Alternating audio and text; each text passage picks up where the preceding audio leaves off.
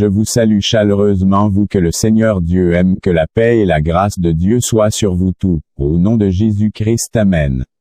Vous qui êtes restés jusqu'au jour d'aujourd'hui fidèles à votre Seigneur, dites-lui merci, car c'est une immense grâce de sa part à notre égard. Que mon Sauveur vous bénisse et nous aide à comprendre davantage sa parole qui est en réalité la véritable lumière qui éclaire notre sentier. Dites avec moi, merci Seigneur Jésus-Christ pour ta grâce immense dans notre vie. Merci pour ton Saint-Esprit qui veille sur nous et dirige-nous pas sur le droit chemin. À présent, donne-nous non de comprendre seulement, mais aussi d'avoir le cœur de mettre tout ceci en pratique comme ces hommes prudents qui bâtissent leur vie sur le roc. Donne à chacun les dispositions de cœur favorables à ton service afin que par la persévérance, nos âmes soient sauvées. Au nom de Jésus-Christ nous te le demandons. Amen.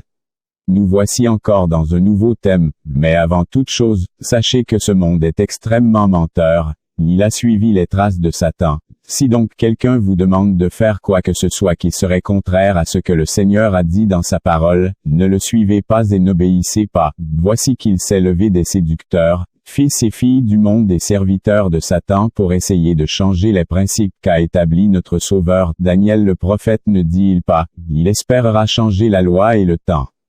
Voilà donc ce qu'est devenu le monde, la confusion est inondée dans les esprits, et tout cela pourquoi? Parce que l'homme s'est détourné de son Créateur pour marcher à sa propre lumière comme l'a fait Satan le Dieu de ce monde. N'aimez point le monde, ayez au contraire de la haine pour lui, car quiconque aime le monde, se rend ennemi de Dieu. Maintenant, si je vous pose la question suivante, est-ce que vous êtes fils du monde?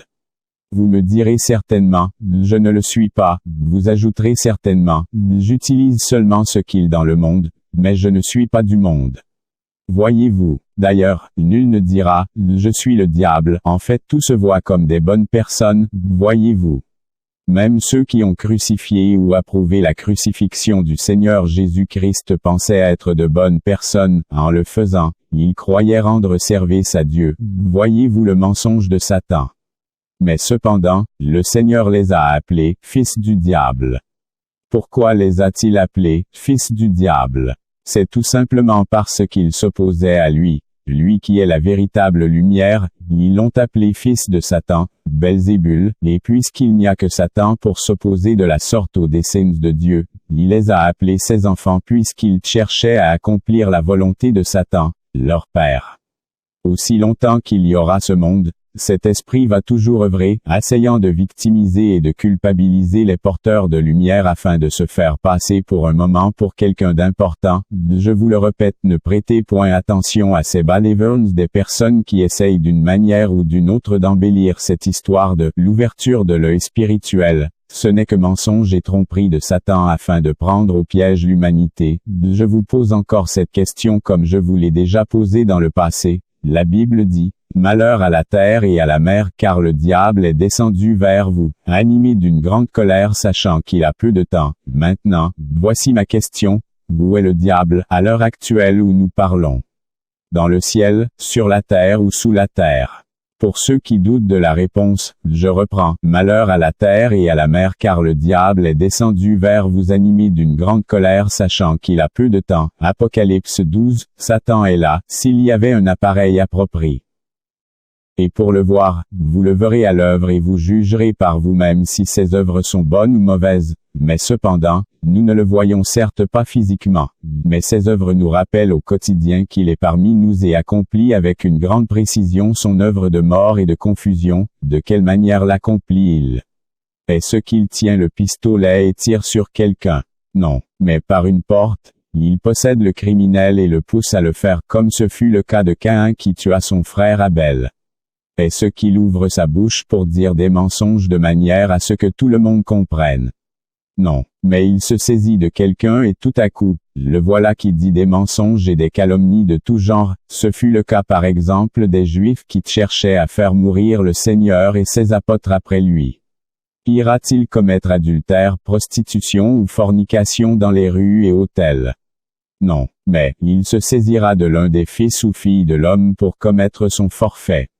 Faisons ici une pause. Vous jeunes gens, faites attention avec ce péché, le péché associé à votre corps. Je m'adresse à vous qui vous appelez chrétiens. l'on ne se moque pas de Dieu que celui qui invoque le nom du Seigneur, s'éloigne du péché, tout péché que l'on peut commettre, ce péché est hors du corps, mais celui qui commet adultère, débauche sexuelle, masturbation, etc., celui-là pêche contre son propre corps. Ne savez-vous pas que vos corps sont les membres du Saint-Esprit qui est en vous?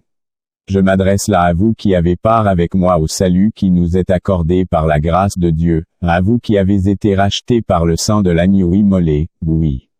C'est à vous que je m'adresse. Le monde a banalisé ces choses et c'est la raison pour laquelle je dis quiconque aime le monde, se rend automatiquement ennemi de Dieu. Écoutez un tant soit peu cette histoire tirée du livre des Proverbes au chapitre 7. J'essaie de vous avertir, car les hommes et les femmes de nos jours ne sont pas comme vous pouvez vous l'imaginer, non. Je le répète, faites attention là où vous mettez la tête de peur de n'être que le sacrifice de quelqu'un, ne vous fiez pas à la beauté extérieure de la personne, à ses belles paroles ou à sa richesse, non. Ne le faites pas. Mais unissez-vous entre vous enfants de Dieu et soyez fidèles à votre Dieu. Écoutez à présent l'histoire. Mon fils, retiens mes paroles et imprègne-toi de mes préceptes. Obéisse à mes directives et tu vivras. Garde mes enseignements comme la prunelle de tes yeux. Porte-les comme un anneau à ton doigt. Grave-les sur les tablettes de ton cœur. Considère la sagesse comme ta sœur. Accueille l'intelligence comme une amie, pour qu'elle te préserve de la femme d'autrui, de l'inconnu aux paroles enjôleuses. Un jour, je regardais à travers le treillis de ma fenêtre. Et je vis parmi les stupides. J'observais parmi les jeunes, un jeune homme dépourvu de sang.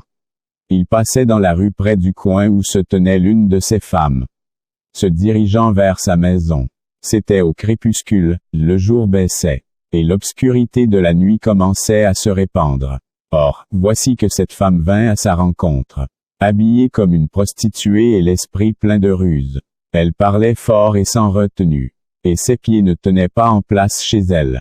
Tantôt dans la rue, tantôt sur les places. Elle faisait le guet à tous les carrefours. Elle attrapa le jeune homme, l'embrassa, et, le regardant droit dans les yeux, elle lui dit: « J'avais à faire un sacrifice de reconnaissance. Je viens, aujourd'hui même, de m'acquitter de mes vœux. Voilà pourquoi je suis sorti à ta rencontre. Je cherchais à te voir, et je t'ai trouvé. J'ai garni mon lit de couverture, et d'étoffes brodées en fils d'Égypte.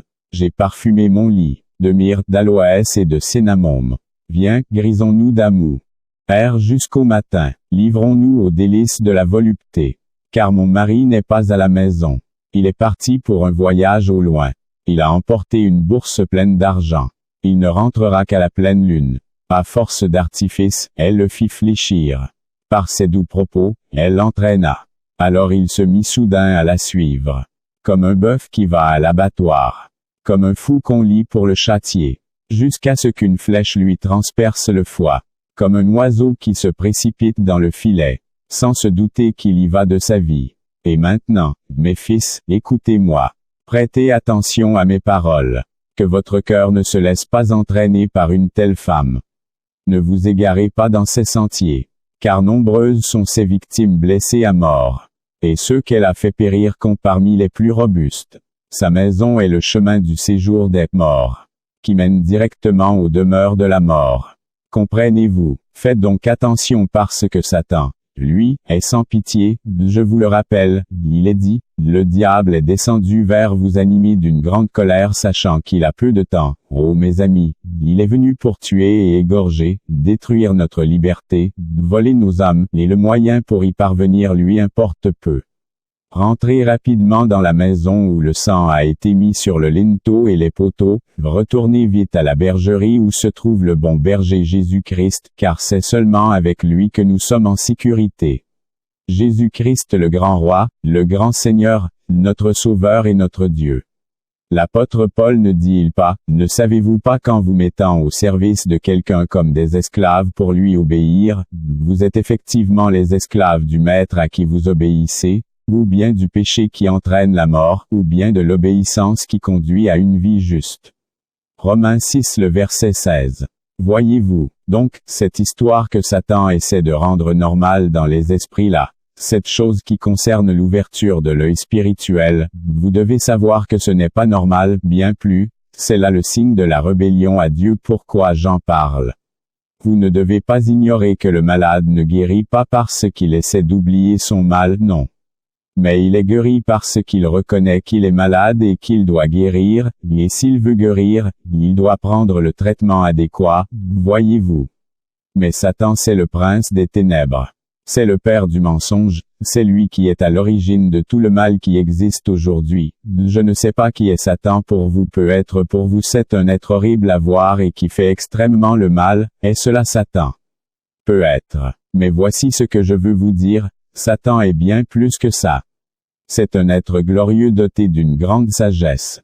Sa sagesse est si grande qu'il s'est laissé séduire lui-même par elle, voyez-vous. Mais son problème à lui, c'est qu'il a oublié qu'il l'avait seulement reçu, et que celui qui la lui a donné est bien supérieur à tout ce que l'on peut s'imaginer. Il est le Créateur et Satan n'est qu'une créature. Comment une statue en qui l'on a fait quelques branchements électriques prétendrait être comme son Créateur? N'est-ce pas là aussi une folie de sa part?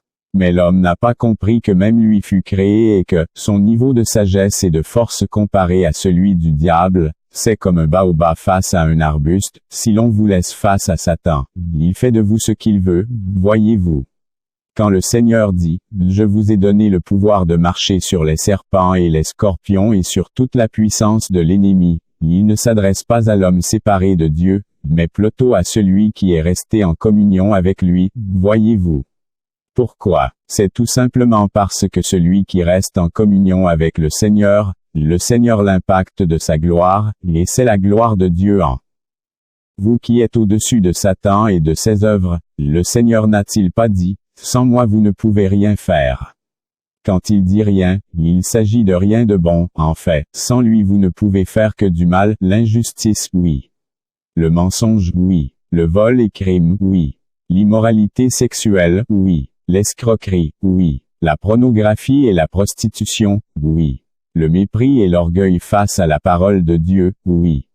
La cupidité, oui. L'adultère et infidélité, oui. L'homosexualité, oui. La haine et la violence, oui. Etc. Comment cela se fait-il?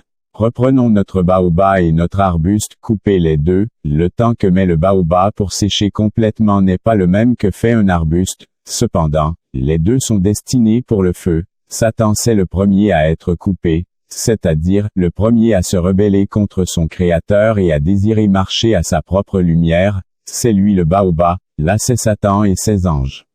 L'arbuste ou la fleur coupée, c'est l'homme qui se détourne du commandement de Dieu pour suivre les inepties de Satan le diable, voyez-vous.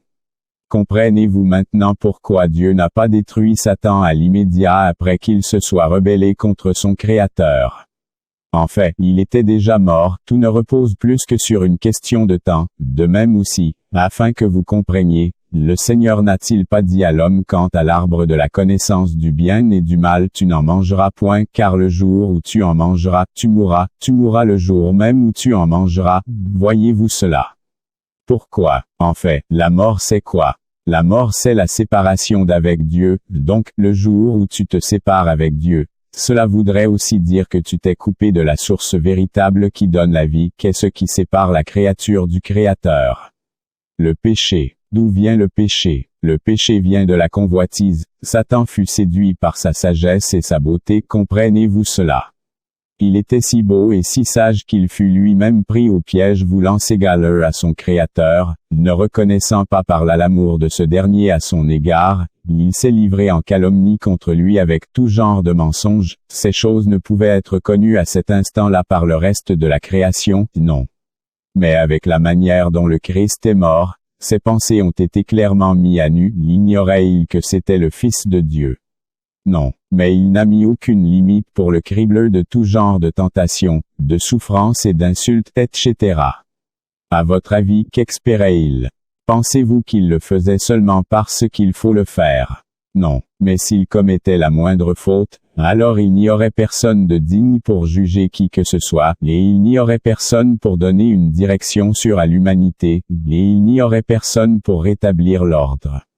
Il y a cette chose sur la liberté que propose Satan à l'humanité, mais en utilisant ce prétexte, il entend plutôt les asservir, il veut vous rendre esclaves, il a fait de la majorité des êtres humains ses esclaves, la majorité s'est rendue esclave du diable plutôt que esclave de Jésus-Christ. Aussi il pouvait dire ceci: large et spacieux est le chemin qui mène à la perdition et plusieurs ont choisi ce sentier, étroit et resserré est le chemin qui mène à la vie, et il n'y a que peu de gens qui le trouvent.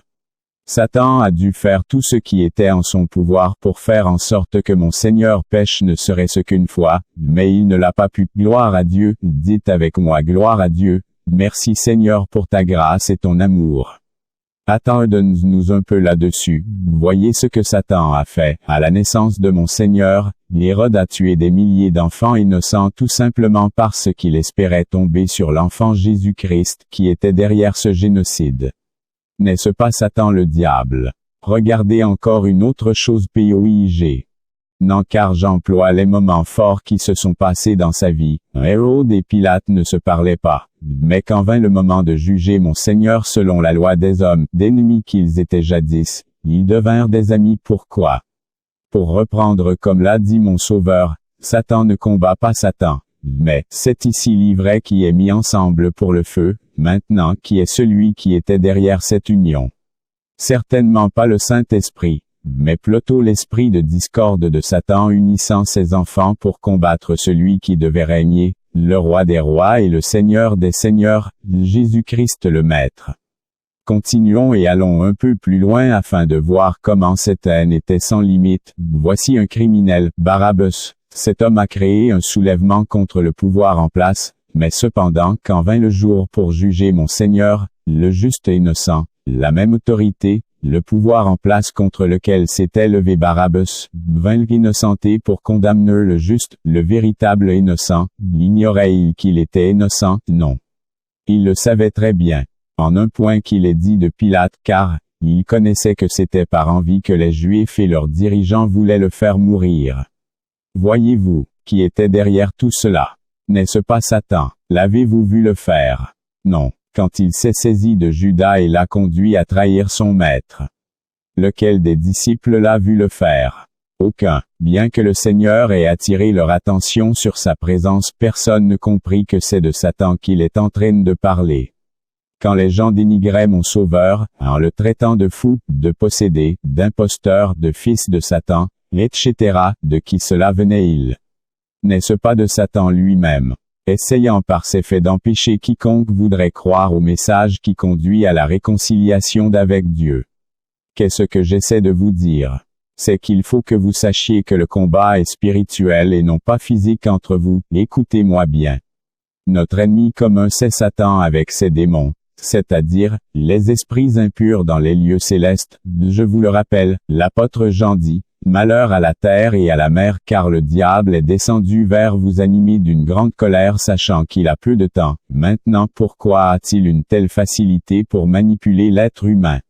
C'est à cause du péché. Il a dit à l'homme, non, tu ne mourras point, mais Dieu sait que, le jour où tu en mangeras, tu seras comme Dieu connaissant le bien et le mal. N'est-ce pas là un mensonge grave? Bon, ils ont mangé de l'arbre dont le Seigneur le leur avait interdit. Maintenant, je vous pose la question, sont-ils morts, oui ou non? Aux dernières nouvelles, ils sont morts, ils ont peut-être vécu 900 ans et plus, mais, ils sont morts finalement. Satan leur a-t-il menti ou il leur a dit la vérité? Maintenant revenons ici sur la conséquence de leur désobéissance, à savoir, leurs yeux s'ouvrirent et ils connurent qu'ils étaient nus. Avant cela il y avait la souffrance, le crime, l'infidélité, le vol, les sectes pernicieuses, etc. Non. Du moins, ils ne connaissaient un tel désordre, les choses du genre les crimes rituels, la sorcellerie, la magie, etc. Jamais. Mais le malheureux jour où Adam crut à sa femme et mangea de cet arbre, tout changea car Satan était entré à l'œuvre. J'ai envie de dire quelque chose ici. Ève fut séduite par le serpent mais Adam mangea de cet arbre à cause de l'amour innocent qu'il portait pour sa femme, et c'est uniquement pour cette raison que Dieu a donné une seconde chance à l'humanité et aussi utilisé l'occasion pour exposer les pensées de Satan. Aussi a-t-il dit au serpent, je mettrai inimitié entre toi et la femme, entre ta postérité et sa postérité. Celle-ci t'écrasera la tête et toi tu lui blesseras. à le talon. Le Seigneur Jésus-Christ est venu accomplir cette prophétie en livrant Satan publiquement en spectacle à l'univers tout entier, et une nouvelle ère a été instaurée par Jésus-Christ mon Sauveur afin que quiconque croit en lui reçoive le même pouvoir pour vaincre Satan dans sa vie. Comment? Comme je vous l'ai déjà dit, il est venu par son Esprit Saint habiter en vous, afin que, depuis l'intérieur de la maison, il vous assure protection et salut. Maintenant écoutez ceci, le fait qu'il ait donné une seconde chance à l'humanité serait aussi une occasion de faire comprendre aux hommes qu'ils ne sont rien sans Dieu. Pourquoi? La Bible dit que tous ont péché et sont privés de la gloire de Dieu. En d'autres termes, aucun homme n'a pu résister à Satan, d'accord. Mais là n'est pas un problème pour Dieu puisque c'est par amour que cela est arrivé. Lui de même a fait grâce à l'être humain par amour, c'est ici le problème maintenant. Qui veut de la grâce de Dieu? Quand il est dit, Dieu a tant aimé le monde qu'il a donné son Fils, son unique, afin que quiconque croit en lui ne périsse point mais qu'il ait la vie éternelle. Je reprends, afin que quiconque croit en lui ne périsse point, mais qu'il ait la vie éternelle. Avec Dieu, la mort n'existe plus parce qu'il est la résurrection et la vie. Quiconque vit et croit en lui, ne mourra jamais, et quiconque croit en lui, même s'il meurt de la mort physique, reviendra à la vie parce qu'il est la vie, voyez-vous. C'est une chose vraie et certaine. Revenons à présent ici, dans cette chose, vous serez comme des dieux connaissant le bien et le mal. Revenons à ce mensonge car je vous le dis encore, Satan est de très loin plus sage et plus fort que l'homme abandonné à lui-même. Vous ne pouvez pas venir avec votre bougie pour rivaliser un lampadaire, de même aussi un lampadaire ne peut pas s'amuser avec le soleil, voyez-vous. Satan c'est le lampadaire, la bougie, c'est quiconque n'a pas Jésus-Christ, le Saint-Esprit en lui, mais la lumière véritable et intarissable qui est éternelle c'est le Saint-Esprit. Tout véritable chrétien est dans cette lumière éternelle et véritable. Le Seigneur lui-même, au jour de sa chair n'a-t-il pas dit, « Je suis dans le Père et le Père est en moi ». Voyez-vous, il est le modèle parfait, imitons-le. Maintenant, entrons dans notre sujet. Que cherchait Satan quand il a dit à l'homme, « Mange, il ne t'arrivera rien de dangereux, seulement, tu seras comme Dieu connaissant le bien et le mal. » Que cherchait-il? Je vous le dis encore, Satan est un menteur. Il utilisera l'intrigue pour accomplir son dessein maléfique. Il te dira, tu ne connais pas telle chose et telle autre chose dans le but de te conduire à la connaissance interdite, et une fois dedans, te voilà piégé. Si tu n'as pas Christ pour te sauver, te voilà condamné. N'est-ce pas ainsi qu'il a piégé Ève notre mère, et à cause de cela, l'humanité n'est-elle pas condamnée aujourd'hui? Raison pour laquelle je vous dis, n'acceptez jamais ce qui est contraire à la parole de Dieu, et quiconque vous dit quoi que ce soit qui est contraire à la parole de Dieu ou qui est contraire à la volonté de Dieu à votre égard, qu'il soit maudit. Vous savez, l'homme a désobéi à son Créateur, mais le grand roi a saisi l'occasion pour accomplir beaucoup de choses. Parmi ces choses, il a voulu enseigner à l'homme que c'est seulement en obéissant à Dieu qu'on est en sécurité et que l'on reste en communion avec lui. Si Satan vient avec la tempête, ne sois point effrayé, reste sur le sentier de l'obéissance, et s'il vient avec l'inondation pour t'emporter avec les eaux, ne crains rien, reste seulement fondé sur le roc, et s'il vient avec le feu, fais confiance à ton Dieu qui change les temps et les circonstances, et fais concourir tout pour le bien de ceux qui aiment le Seigneur. En tout temps, faites seulement sa volonté, je le répète, faites seulement sa volonté. Pourquoi? Écoutez, l'accomplissement de sa volonté est très importante. C'est la preuve que l'on aime Dieu et son prochain. C'est le sacrifice parfait aux yeux de Dieu quand l'apôtre Paul dit, « Offrez vos corps comme des sacrifices vivants à Dieu ». C'est de cela qu'il s'agit, accomplissez donc sa volonté. Il y a là-dessus un enseignement sur ma page Facebook ou YouTube intitulé, « La volonté de Dieu ». Maintenant, je veux vous amener à comprendre. C'est seulement parce que Adam a agi avec un amour parfait que le Fils de Dieu, par un amour parfait, s'est aussi donné pour l'humanité. Bien qu'il a mal fait, il fut justifié à cause de son innocence, voyez-vous. Mais plus tard encore, il est dit ceci, c'est le Seigneur lui-même qui parle en ces termes, si quelqu'un veut me suivre qu'il se charge de sa croix et qu'il me suive, et il ajoute, si quelqu'un aime son père, sa mère, sa femme, ses enfants ou quoi que ce soit plus que moi, celui-là n'est pas digne d'être mon disciple. Comprenez-vous cela? Si quelqu'un aime encore sa femme plus que moi, et qu'il vienne à périr pour celui-là, il n'a plus de pardon des péchés mais une attente terrible du jugement. J'ai envie de vous parler de quelque chose. Jésus-Christ est le modèle parfait et comme le dit l'apôtre Paul, nous sommes appelés à l'imiter car ce que Dieu veut c'est ce sacrifice parfait qui vient d'une bonne conscience, c'est l'accomplissement de sa volonté. Cette volonté, je vous le dis déjà, le monde sera toujours contre elle, c'est une chose réelle et vraie. Jésus mon Sauveur pouvait prêcher l'Évangile jusqu'à faire sortir le feu, donner à manger à la terre tout entière, guérir tous les malades et tous les possédés, ainsi de suite, mais, s'il refusait de mourir à la croix, tout cela n'aurait servi à rien, voyez-vous. Ne vous imaginez pas qu'il n'avait pas le choix, il l'avait autant que moi et toi, il pouvait fuir s'il n'avait pas de pouvoir, mais il les avait, il était puissant, n'a-t-il pas dit aux apôtres, nous allons à Jérusalem et le Fils de l'homme s'en va selon qu'il est dit de lui dans le livre des prophètes. N'ajoute-t-il pas ceci quand il parle à Pierre, range ton épée à sa place, penses-tu que je ne sois pas capable d'invoquer mon Père qui m'enverrait à l'immédiat 12 légions d'anges? Voyez-vous, le Seigneur connaissait toutes choses, il n'était pas comme nous, limité, non. Donc, le deal c'était de se soumettre comme un simple homme bien qu'étant capable de tout, voyez-vous l'enjeu.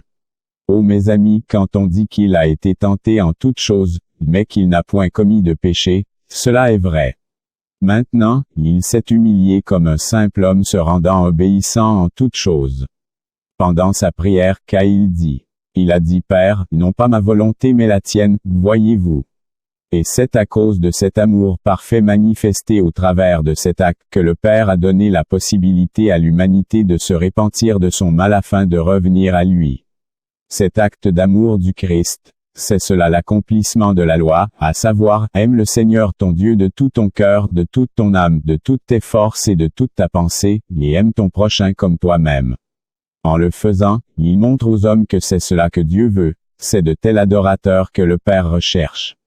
Quiconque accomplit ainsi la volonté de Dieu met le ciel en mouvement, tout le royaume céleste entre en action pour protéger ses intérêts. Écoutez, le mal s'est accru parce qu'il n'y avait pas ceux qui faisaient la volonté de Dieu. Je vous le répète, vos pasteurs vous trompant et eux-mêmes sont trompés, repentez-vous et revenez à votre Dieu. Cette affaire de l'ouverture du troisième œil selon le modèle de Satan n'est qu'un mensonge, n'y croyez pas et ne prenez point part à cela, mais laissez-vous conduire par le Saint-Esprit, c'est lui qui connaît ce qui est bon pour vous.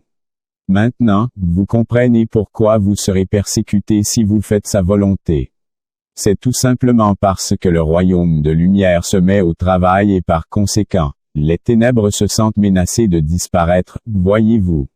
Mais c'est à cela que le Seigneur vous appelle, et en l'accomplissant, le Seigneur se lève et bénit la terre à cause de vous, voyez-vous. C'est cela être fidèle en les petites choses, car ne l'oubliez jamais, votre corps ne vous appartient pas. Maintenant, si vous n'êtes pas fidèle en ce qui est à autrui, qui vous donnera ce qui est à vous? Être fidèle en les petites choses, c'est utiliser ton corps faible, le corps mortel et imparfait pour accomplir un acte de foi qui vient non de toi, ni d'un autre mais de l'Éternel Dieu. C'est un acte de foi au nom de Jésus-Christ que tu poses pour le salut de ton âme. Maintenant, Jésus-Christ est à la tête de l'excellence. Pourquoi? C'est tout simplement parce qu'il l'a fait, non pour lui, mais pour nous. Est-ce que c'est cela qui fait de lui ce qu'il est? Non, mais regardez une chose, c'est à cause de la calomnie et la méchanceté que ceci a été rendu possible, c'est comme quoi par exemple. Regardez les athlètes, ceux qui font la course, tous sont sur la ligne de départ et doivent courir selon les règles pour atteindre un but. Ici, il s'agit de tous les hommes, et comme le Seigneur s'est aussi fait homme, il fut soumis au même principe. Écoutez, il fallait un roi sur le trône, le seul digne capable de l'être c'est Jésus-Christ. Mais les calomnies de la part de Satan étaient innombrables. Maintenant, pour lui fermer la bouche, il a dû descendre afin d'accomplir toutes choses de manière parfaite. Car personne n'avait pu accomplir la loi. Hébreux 10 de 5 à 7. C'est pourquoi Christ, entrant dans le monde, dit, tu n'as agréé ni holocauste ni sacrifice pour le péché. Alors j'ai dit, voici je viens.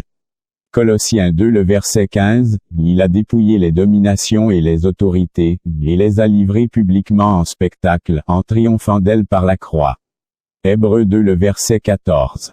Ainsi donc, puisque les enfants participent au sang et à la chair, il y a également participé lui-même, afin que par la mort, il anéantit celui qui a la puissance de la mort, c'est-à-dire le diable.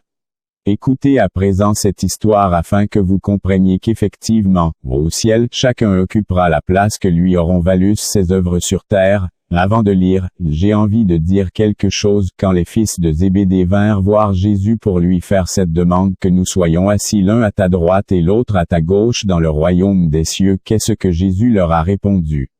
Vous ne savez pas de quoi vous parlez, pouvez-vous boire la coupe dont je dois boire?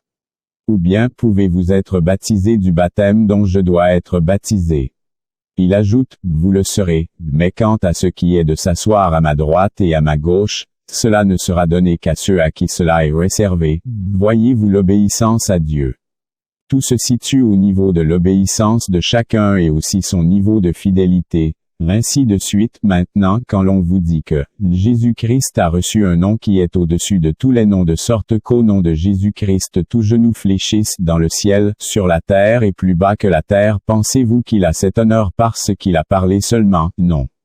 Il a parlé, et ses œuvres ont accompagné ses paroles, raison pour laquelle Jacques dit, la foi sans les œuvres est morte.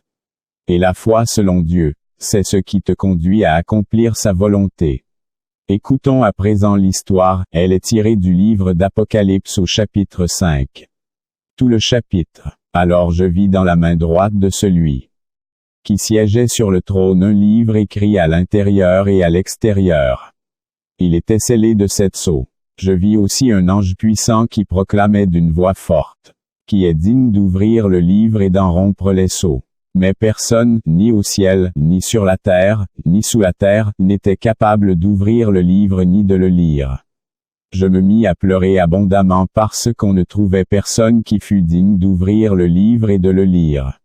Alors l'un des vieillards me dit, « Ne pleure pas, voici, il a remporté la victoire, le lion de la tribu de Juda, le rejeton de la racine de David pour ouvrir le livre et ses 7 sceaux. » Alors je vis, au milieu du trône et des 4 êtres vivants et au milieu des vieillards, un agneau qui se tenait debout. Il semblait avoir été égorgé. Il avait 7 cornes et 7 yeux qui sont les 7 esprits de Dieu envoyés par toute la terre. L'agneau s'avança pour recevoir le livre de la main droite de celui qui siégeait sur le trône. Lorsqu'il eut pris le livre, les 4 êtres vivants et les 24 vieillards se prosternèrent devant l'agneau. Ils avaient chacun une harpe et des coupes d'or remplies d'encens qui représentent les prières de ceux qui appartiennent à Dieu. Et ils chantaient un cantique nouveau. Oui, tu es digne de recevoir le livre, et d'en briser les sceaux, car tu as été mis à mort, et tu as racheté pour Dieu, par ton sang répandu, des hommes de toute tribu, de toute langue, de tout peuple, de toutes les nations. Tu as fait d'eux un peuple de rois et de prêtres, au service de notre Dieu. Et ils régneront sur la terre. Puis je vis, et j'entendis la voix d'anges rassemblés en grand nombre autour du trône, des êtres vivants et des vieillards. Ils étaient des milliers et des millions de millions. Ils disaient d'une voix forte, « Il est digne, l'agneau qui fut égorgé, de recevoir la puissance, la richesse et la sagesse, la force et l'honneur, et la gloire et la louange. Et toutes les créatures dans le ciel, sur la terre, sous la terre et sur la mer, tous les êtres qui peuplent l'univers, je les entendis proclamer. À celui qui siège sur le trône, et à l'agneau, soit louange et honneur, gloire et puissance, pour toute éternité. Les 4 êtres vivants répondaient, Amen, et les vieillards se prosternèrent et adorèrent. Maintenant, revenons à notre sujet, je vous le dis à nouveau. Cette chose qui conduit les gens à entrer en contact avec le spirituel de manière volontaire ne vient pas de Dieu. Ce truc avec l'ouverture du 3e œil, je vais vous dire pourquoi ce n'est pas bon et pourquoi cela arrive ainsi.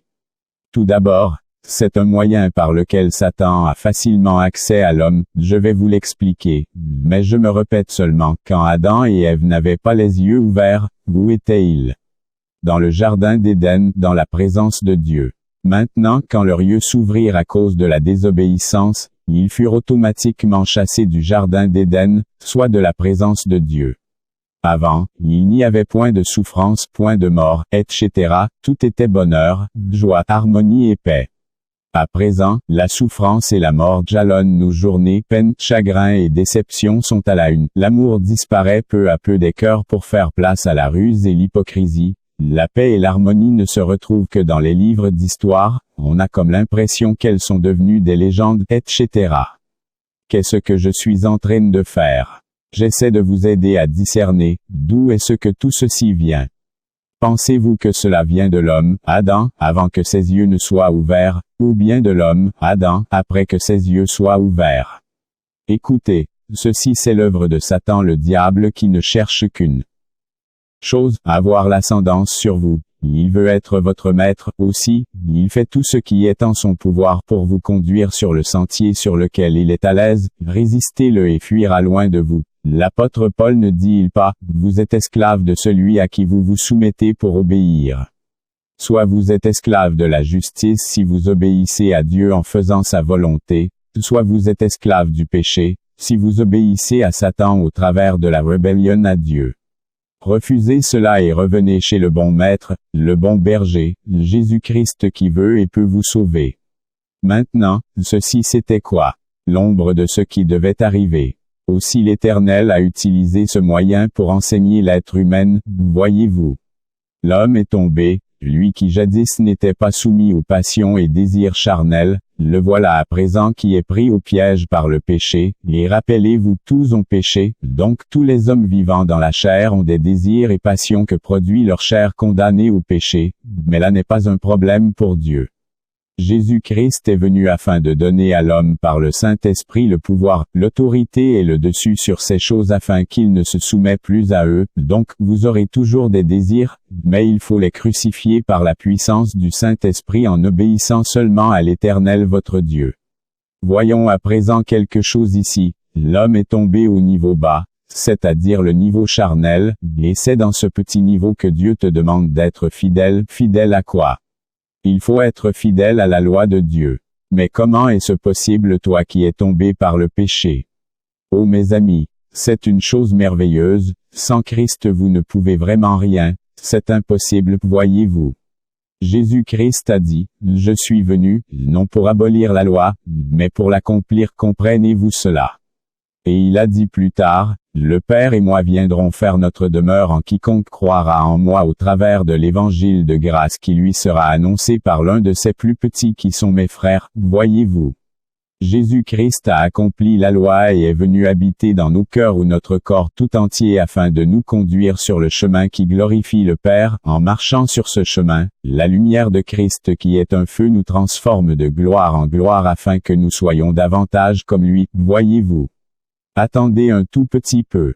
Christ a accompli la loi, et c'est lui qui est en nous. Oh, n'est-ce pas merveilleux? Aussi l'apôtre Paul dit, nous avons été justifiés par le Seigneur, le Christ. C'est en obéissant aux directives du Saint-Esprit que l'on arrive à accomplir la volonté de Dieu. Maintenant, si tu n'as pas le Saint-Esprit, comment feras-tu pour accomplir sa volonté? Ces directives du Saint-Esprit. C'est cela l'enseignement qui te conduit au Père, en d'autres termes, c'est au bout de cela que tu recevras la couronne de vie pour régner avec le Christ, et c'est quand tu reçois cette couronne de vie que tu reçois aussi l'immortalité et tout ce qui va avec le surnaturel. Quand je parle de surnaturel, je parle de ce qui est parfait surnaturellement parlant.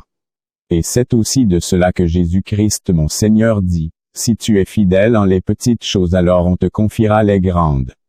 Mais, regardez à présent quelque chose ici, Satan, le même qui est allé séduire Ève notre mère, et a fait tomber le premier Adam dans le péché, soit l'humanité tout entière, est encore venu à l'assaut vers le second Adam, Jésus-Christ, mettant tout le paquet afin qu'il se détourne aussi de la mission, mais il ne l'a pas fait, voyez-vous.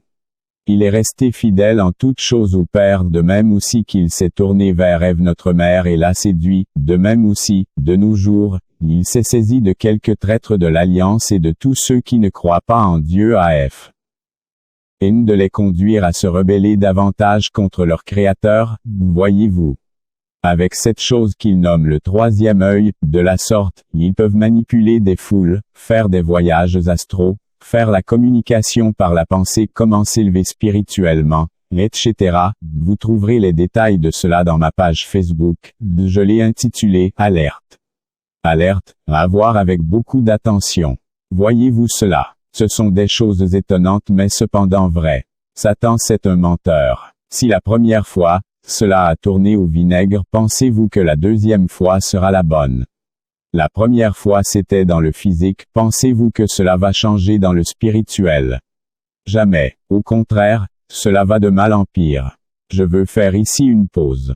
L'apôtre Paul ne dit-il pas que cette chose va croître à la fin des temps?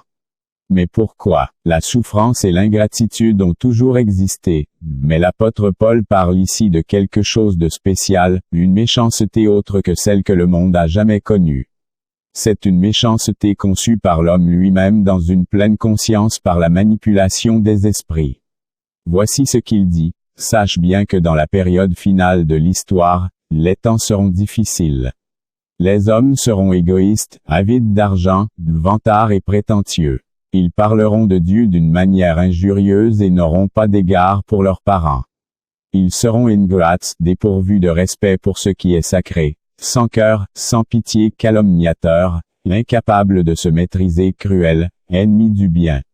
Emportés par leur passion et enflés d'orgueil, ils seront prêts à toutes les trahisons.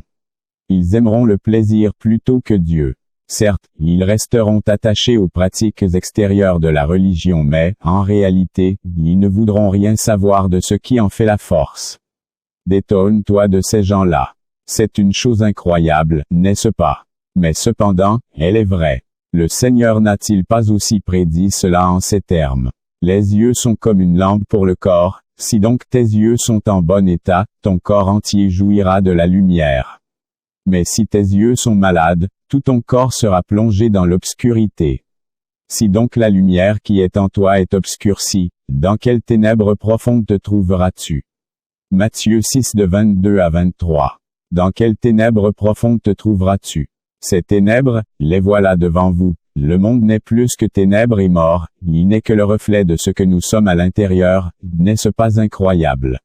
Jusque-là, on n'arrive pas à discerner que nous avons une fois de plus été pris au piège par Satan. Je vous l'explique en de petits mots: la chauve-souris, quand est-ce qu'elle voit clair? Dans la lumière ou dans les ténèbres? Il est clair qu'il se sent le plus à l'aise dans le noir. La chauve-souris est un animal bizarre, je dirais même hypocrite. C'est le seul animal qui a en même temps les ailes, mais aussi les dents. C'est un animal qui dort la tête en bas et les pieds en haut. En plus, c'est un oiseau poilu. La chauve-souris est un animal nocturne. Incroyable combien il est bizarre, il crée la confusion, oh mes amis. N'est-ce pas ainsi que sont devenues certaines personnes? Des hommes qui mangent la chair humaine et qui font des voyages astraux. Qui opèrent la nuit tandis que les autres dorment. Qui sont des maris de certaines femmes, mais qui en même temps sont les femmes d'autres hommes. Certaines femmes, unies à leur mari, vont aussi après d'autres femmes afin de commettre entre elles des abominations. Ils sont devenus des êtres bisexuels, des hommes qui disent être des femmes, et les femmes qui disent à leur tour être des hommes. Donc ils sont au même moment hommes et femmes. D'où vient cette abomination? N'est-ce pas toujours de Satan que suivent les hommes sans dire mot comme des becus? Puis l'on mène à la boucherie. Et ils ont ce mal, mais ne peuvent rien dire là-dessus, ne reconnaissant pas que là est une chose grave. Répentez-vous mes amis, vous qui avez encore la possibilité pour le faire, ne péchez point volontairement et soyez sobres en toutes choses, faites ce qui est bien et forcez-vous de tendre vers ce qui est parfait. Maintenant pourquoi le monde est devenu ainsi? N'est-ce pas là la nature de Satan lui-même? Et c'est ici la preuve que quiconque marche selon le monde est fils de Satan, car le monde, c'est la confusion, c'est les ténèbres et la mort. Rien de bon ne vient de Satan, ce diable bisexuel, car il ne cherche qu'à égarer les multitudes avec ce truc de l'ouverture du troisième œil et de l'éveil spirituel. Voyez-vous le mensonge? Ce dont vous avez besoin, c'est d'abord le Saint-Esprit et ensuite la force et la volonté d'obéir aux instructions qu'il te donne, ceci jusqu'à la fin. Vous avez besoin de son amour avec abondance, mais, je vous le dis, notre Seigneur nous aime et c'est lui qui met en nous le vouloir et le faire, et c'est aussi lui qui rend toutes choses possibles. Que le nom de l'Éternel soit béni, ne l'aimez-vous pas? Que mon Seigneur et Sauveur fasse abonder son amour et sa joie dans vos vies au nom de Jésus-Christ. Amen.